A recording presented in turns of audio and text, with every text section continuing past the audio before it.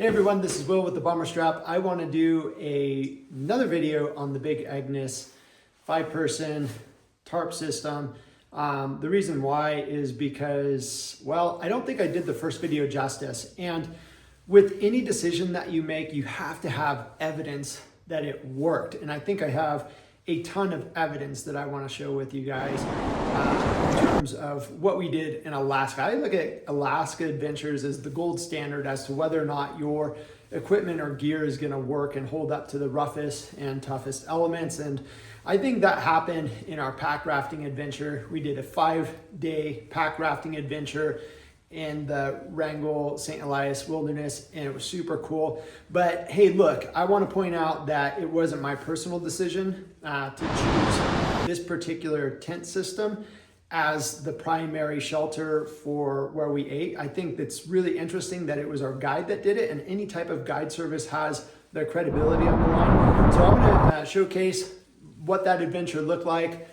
There's a little bit of evidence of the foul weather that we experienced, but I think it's important to share with you guys what we went through, how cool it was, how tough, and how good the tent held up to those conditions. And I think it's also important to compare the relative weight of other systems. Now, given the fact that we weren't backpacking and we were pack rafting, which means that we were going down a river assisted with the downward flow, that has to be a point we're taking into consideration. Well, in all fairness, if you're packing something heavier and you're on foot, it's gonna tax you, right? But if you're going down a river, perhaps maybe that was the better gear to take because it's heavier and inconsequential in terms of weight. While that's fair, I also think that this system, because it's modular,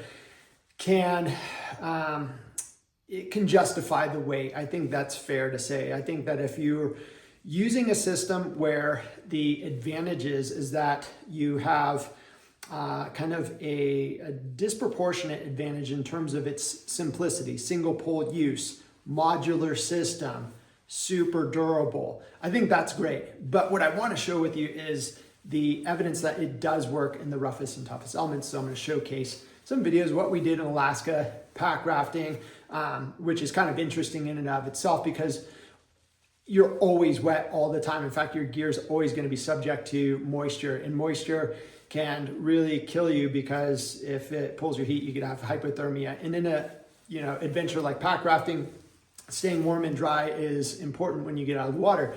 So let's showcase some of the cool footage that we did while in Alaska, all while reinforcing the importance of the Big Agnes 5-person system and then 3-person system. I think that's worth mentioning. I hope you enjoyed this recap, so to speak, with the adventures taking place in the background and also the relative weight of other systems that are out there, which I want to showcase that when you're dealing with a 5-person system, there's other lightweight alternatives.